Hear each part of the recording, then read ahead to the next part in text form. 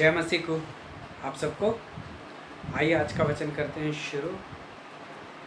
निन्वे के भाग को देख रहे हैं हम लोग। हमने पढ़ा था निन्वे के बारे में नहूम में और योना की किताब में देख रहे थे। आइए योना की किताब में से एक वचन पढ़ते हैं। तब यहोवा का ये वचन दूसरी बार योना के पास पहुंचा। नहूम की किताब में से पहला अध्याय और उसका पहला वचन। निन्वे के विषय में भारी वचन, एलीकेश के विषय में वैसे ही नहूम के दर्शन की पुस्तक। आइए प्रार्थना करते हैं कि परमेश्वर हमसे इस वचन से बात करें। प्यारे प्रभु जी, धन्यवाद, स्तुति और बड़ाई के साथ आपके चरणों में आते हैं। समय दिया उसके लिए भी धन्यवाद देते हैं प्रभु जी। दया करके सहायता और मदद करें प्रभु जी। वचन को बोलने के लिए सहायता और मदद करें। आपकी पवित्र आत्मा से भरे प्रभु जी, और जो कुछ भी बोलूँ प्रभु जी अपना महिमा के लिए बोल सकूँ प्रभु जी। सहायता और मदद करें प्रभु जी। प्रभु यीशु मसीह को दिखा सकूँ प्रभु जी। सहायता और मदद करें प्रभु जी। ये समय को प्रभु जी आपके हाथों में सौंप देते हुए प्रार्थना विनती को प्रभु यीशु मसीह के नाम से मांगते हैं, आमीन। पहले भाग में हम लोगों ने देखा कि किस तरह से नहूम, किस तरह से योना अपने आप को बचा के परमेश्वर के सामने से भाग जाता है और जाके तर्शीश जाने वाले जहाज़ के ऊपर चढ़ जाता है। तब परमेश्वर उसे सही मार्ग में लाने के लिए उसके जीवन में तूफान और हवा को लेके आता है और उसे सही रास्ते पे चलना सिखाता है। और उसे आके एक बड़ी सी मछली को परमेश्वर बोलता है कि उसे निगल ले, और 3 दिन 3 रातों के बाद में फिर से वो मछली जो है उसे उगल देती है। तो जब उसने अपनी गलती को समझ लिया, पश्चाताप कर लिया कि मैंने गलती की है, परमेश्वर के मार्ग पे ही चलना था मुझे, जब इस बात का उसको समझ में आया, तब उसने अपने सोचा कि अब मैं परमेश्वर के काम को सच्चाई के साथ, अपने पूरे मन के साथ करूँगा। तब परमेश्वर का वचन दूसरी बार योना के पास आके पहुंचता है कि योना जा निन्वे में जाके सुसमाचार को सुना। तो योना जो है तैयार होके निन्वे की तरफ बढ़ जाता है। जब वो निन्वे में जाता है तो वहाँ पे अपनी आँखों से कई लोगों को देखता है जो पाप में पड़े हैं। उनके पाप ऐसे हैं जो अनगिनत पाप है, जो कभी भी क्षमा करने के भी योग्य पाप नहीं थे। उनको डर और भय जो था ही नहीं, और वो परमेश्वर से डरते ही नहीं थे। वो अन्य देवताओं को मानने वाले थे और परमेश्वर का भय भी उनके पास, भय और डर तो था ही नहीं उनके पास। ऐसे लोग थे निन्वे के लोग, और परमेश्वर ने उन पे दया करने के लिए, उन्हें बदलने के लिए जो था योना को भेजा कि जाओ जाके उसे समाचार सुनाओ कि 40 दिन के बाद में जो है इस देश को जो है नाश कर दूंगा। तो योना गया, पहले दिन उसने सुसमाचार सुनाया, है निन्वे के लोगों, है निन्वे के लोगों, आज से 40 दिन के बाद में परमेश्वर इस देश को नाश कर देगा। दूसरे दिन हुआ, फिर से उसने यही वचन सुनाया, है निन्वे के लोगों, परमेश्वर इस देश को 40 दिन के बाद में नाश कर देगा। फिर तीसरे दिन, चौथे दिन, 5वें दिन, पूरे 40 दिन के अंदर एक ही वचन सुनाया गया था कि परमेश्वर जो है निन्वे को जो है नाश कर देगा। तो सब लोग उस बात से परेशान हो गए कि परमेश्वर जो है हमें नाश कर देगा। ये कौन सा परमेश्वर है जो हमें नाश कर देगा? ये वही परमेश्वर है जो मिस्र में से अपने इजराइलियों को बचा के लेके आ गया था। ये वही परमेश्वर है जिसने मूसा को बचाने के लिए जितने भी मिस्री थे सबको लाल समुद्र में डुबो दिया है।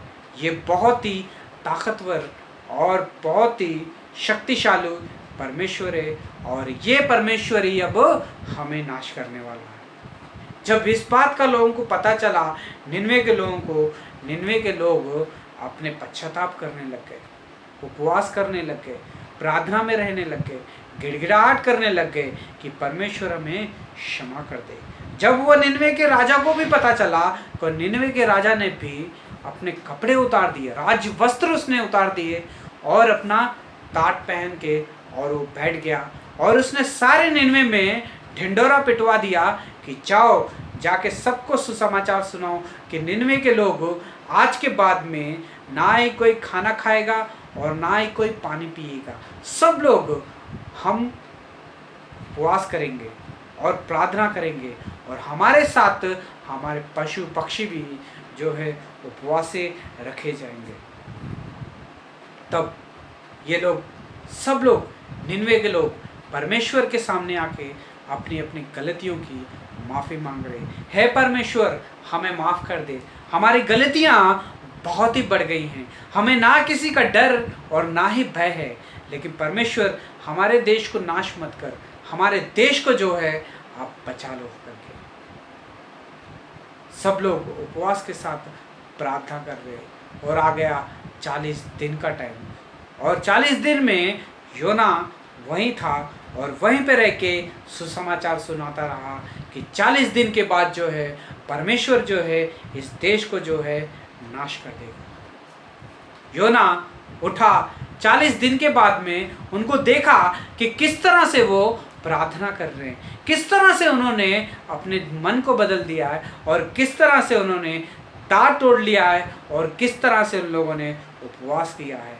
ये सब योना देख रहा था और जो जब 40 दिन पूरे हुए तब योना उस शहर से बाहर निकल के जो निनवे के सामने एक पहाड़ था उसके ऊपर जाके बैठ गया, एक छोटी सी एक झोपड़ी बना के, और देखने लग गया कि निनवे की तरफ कि निनवे कब कैसा नाश होगा और परमेश्वर इसे कैसा नाश करेगा। और देखता रहा और कुछ नहीं हुआ और देखता रहा तो भी कुछ नहीं हुआ, देखता रहा लेकिन कुछ नहीं हुआ।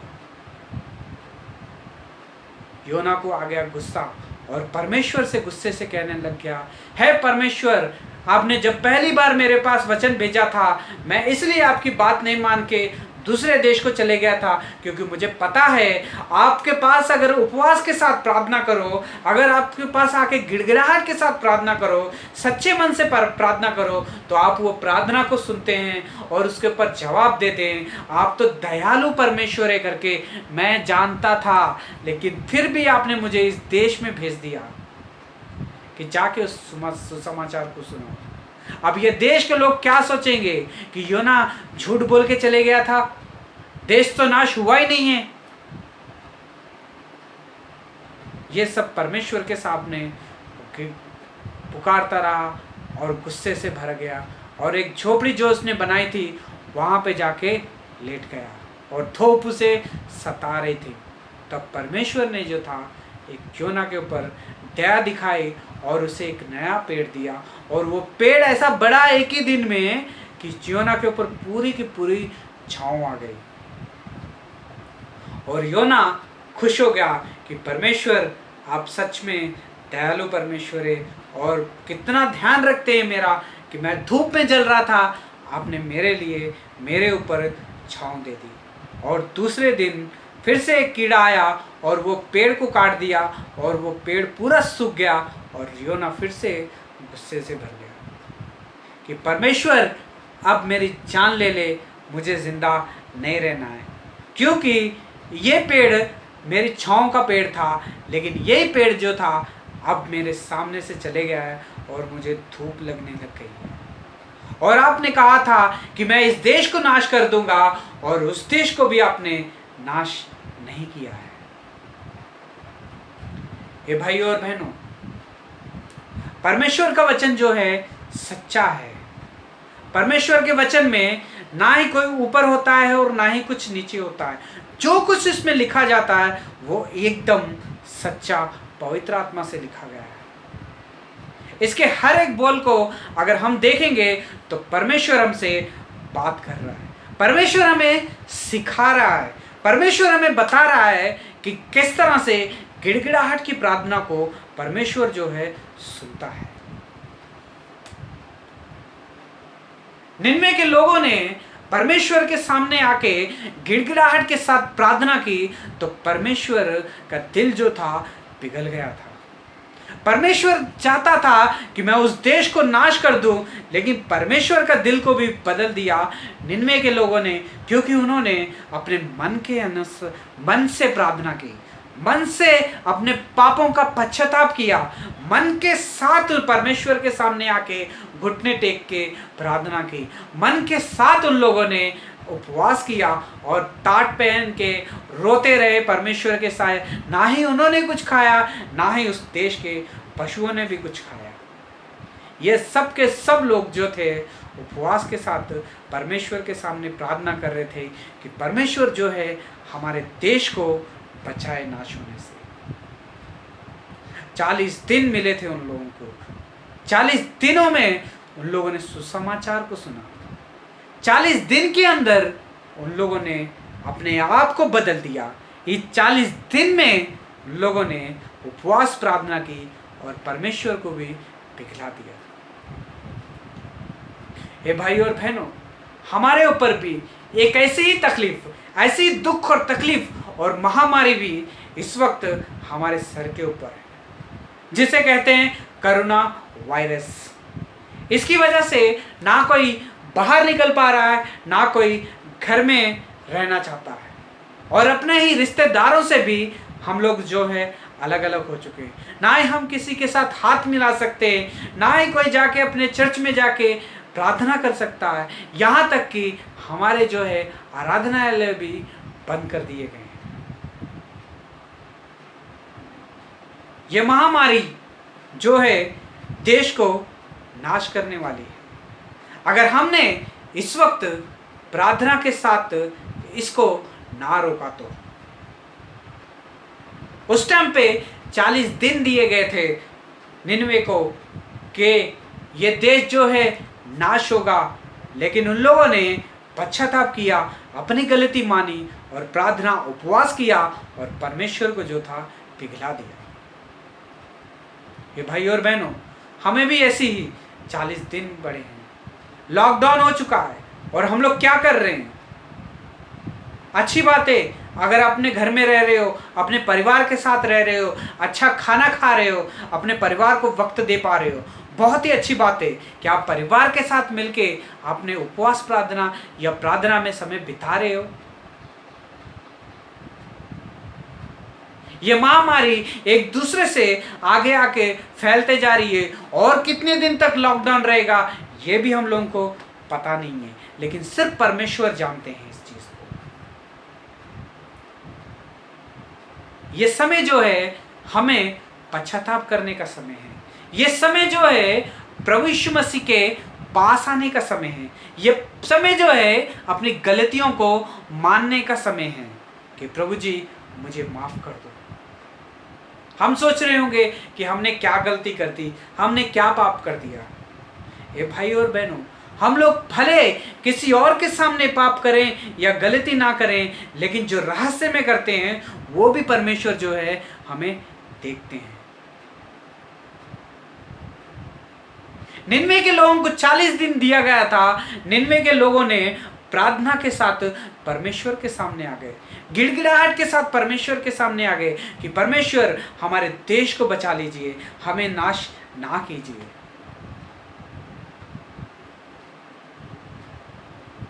आज हम कैसी प्रार्थना कर रहे हैं? ये लॉकडाउन में क्या एक बार भी किसी ने प्रार्थना की है? ये लॉकडाउन में किसी ने एक बार भी उपवास प्रार्थना की है? ये लॉकडाउन में लोगों ने कभी भी एक बार भी प्रार्थना की, परमेश्वर ये कोरोना वायरस से हमें, दुनिया में जितने भी लोग इसका शिकार हो गए हैं उससे हमें बचाए। हमारा जीवन कैसा है? सब कुछ करते हैं हम लोग, खाते हैं, पीते हैं, एंजॉय करते हैं, सब कुछ करते हैं, लेकिन क्या इस चीज के लिए, ये महामारी के लिए क्या हम लोगों ने प्रार्थना की? क्या प्रार्थना में समय बिता रहे हैं?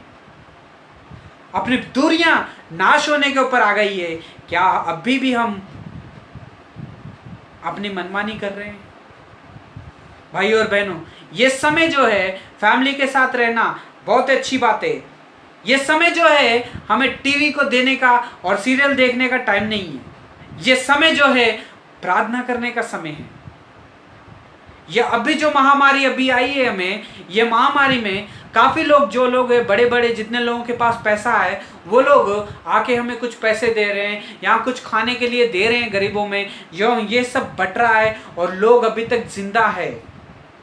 लेकिन थोड़े दिनों के बाद में ये सब भी बंद हो गया तो हम क्या करेंगे? ये दिन आने से पहले अपने आप को बदलने का टाइम है, पश्चाताप करने का टाइम है,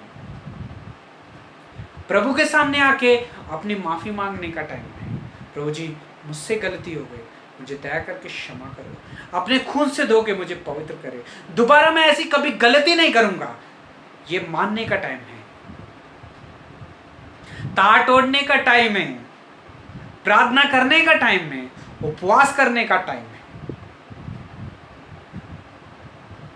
ये टाइम है मिलके प्रार्थना करके एक होने का टाइम है, अपने देश को बचाने का टाइम है। अगर हम सब लोग मिलके प्रार्थना करेंगे तो परमेश्वर जो है हमारी प्रार्थना को सुनेंगे। जैसे निन्वे के लोगों की प्रार्थना को सुन के परमेश्वर का दिल जो था पिघल गया था, इसी तरह से हमें भी पवित्र आत्मा से भर के, पश्चाताप करके, अपने हृदयों को बदल के कि दोबारा गलती नहीं करूंगा करके मान के परमेश्वर के सामने जो है प्रार्थना करने का टाइम है। ये टाइम जो है परमेश्वर को, दिल को भी पिघला सकते हैं क्या हम लोग प्रार्थना करके? भाई और बहनों, हम कैसा रोज जी रहे हैं? रोज क्या कर रहे हैं? कितनी बार बाइबल पढ़ रहे हैं? कितनी बार प्रार्थना कर रहे हैं? कितनी बार प्रभु का स्वर सुन रहे हैं? हम सबके पास, सबके लिए हमारे पास टाइम होता है, लेकिन प्रार्थना करने के लिए, बाइबल पढ़ने के लिए हमारे पास टाइम नहीं होता है। किसी को भी कुछ भी पूछो, एक कॉमन सा डायलॉग बोलते हैं कि आज हमें टाइम नहीं मिला, आज हमें टाइम नहीं मिला, आज हमें टाइम नहीं मिला। तो टाइम कब मिलेगा? ये टाइम है हमारे पास प्रार्थना करने का, वचन पढ़ने का, परमेश्वर के पास आने का, परमेश्वर की शक्ति क्या है दिखाने का समय। योना जो जिस झोपड़ी के नीचे बैठा था, परमेश्वर ने उसे एक ही दिन के लिए पेड़ दिया और वो पेड़ जो था बढ़ गया और उसके नीचे वो सो गया आराम से। जो वो पेड़ सूख गया तो रोने लग गया कि परमेश्वर, अब ये धूप मुझे सताने लगी है। परमेश्वर उससे कहते हैं कि ना ही तुमने इसके लिए कोई परिश्रम किया और ना ही कभी इसको बढ़ाया, लेकिन फिर भी तुमने उस पेड़ के लिए दुख किया कि वो पेड़ क्यों चले गया, क्यों सूख गया। ऐसा ही ये प्रजा है, ये मेरी प्रजा है, इसे मैं नाश नहीं कर सकता हूँ, क्योंकि उन लोगों ने मेरे सामने आके गिड़गिड़ाहटा, अपने पापों को मान लिया और अपने पश्चाताप किया, उपवास प्रार्थना की, पूरे मन के साथ मेरे सामने आए। क्या मैं इनके ऊपर दया ना करूं?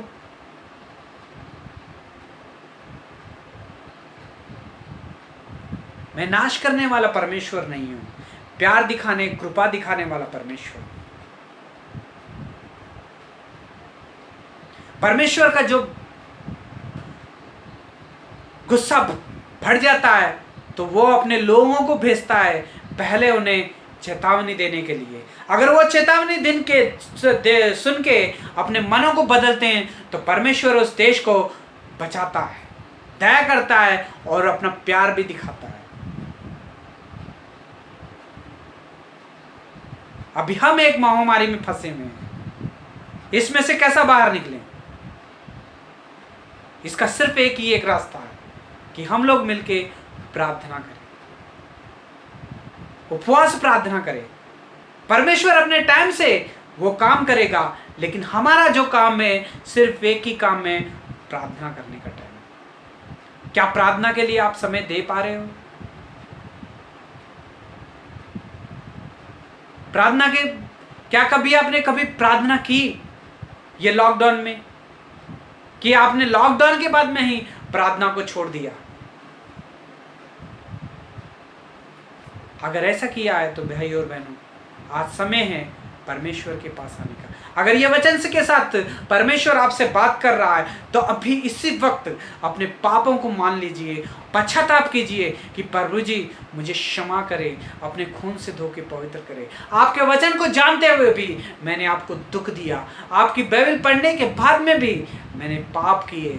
प्रभु जी आपका वचन पता था, सब कुछ पता था, लेकिन मैं बिना डर भय के साथ अपना जीवन बिता रहा हूँ। मुझे किसी का डर नहीं है, परमेश्वर का भी डर नहीं है।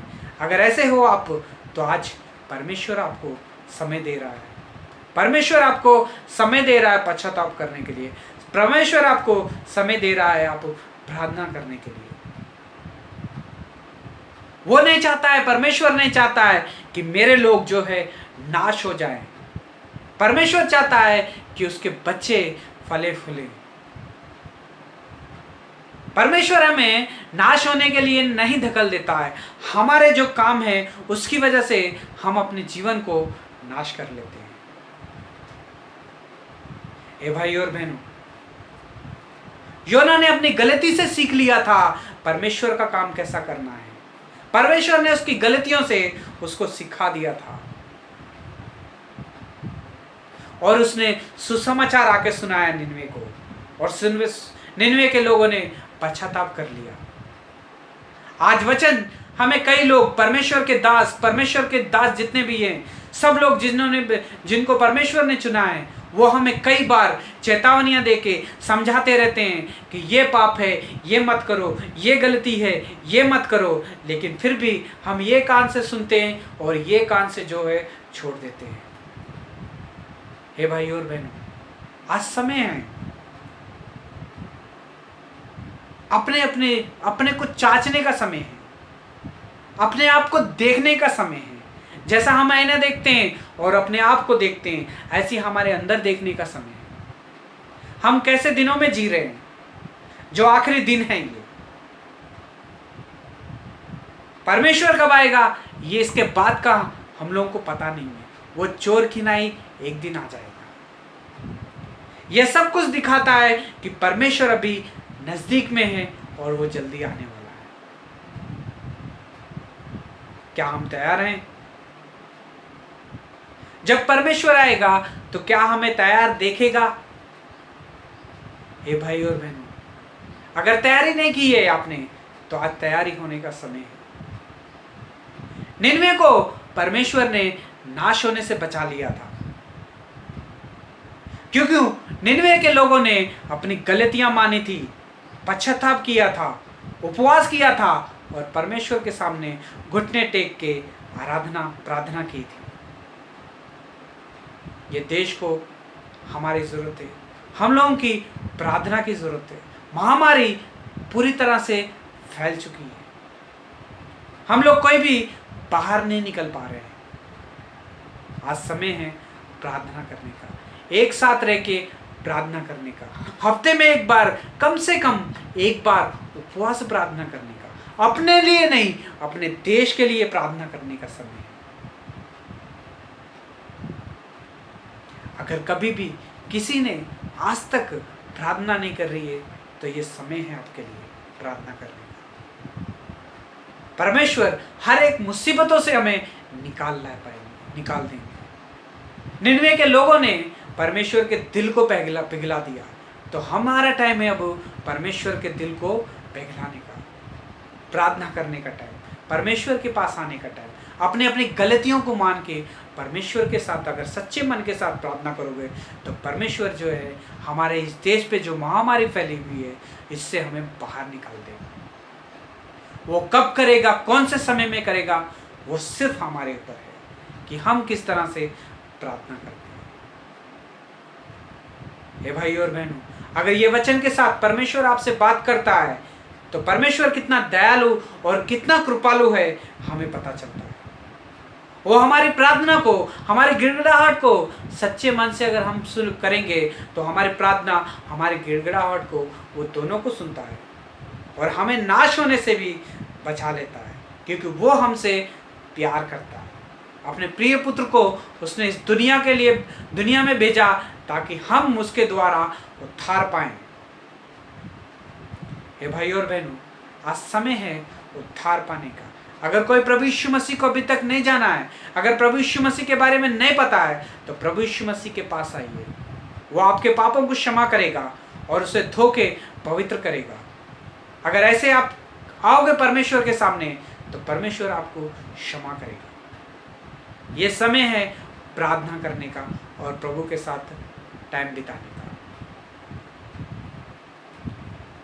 प्रभु आपको इस वचन से आशीष करे और आगे बढ़ के परमेश्वर की महिमा करने के लिए परमेश्वर आपकी सहायता करे। आइए हम प्रार्थना करते हैं। प्यारे प्रभु जी, धन्यवाद, स्तुति और बड़ाई के साथ आपके चरणों में आते हैं।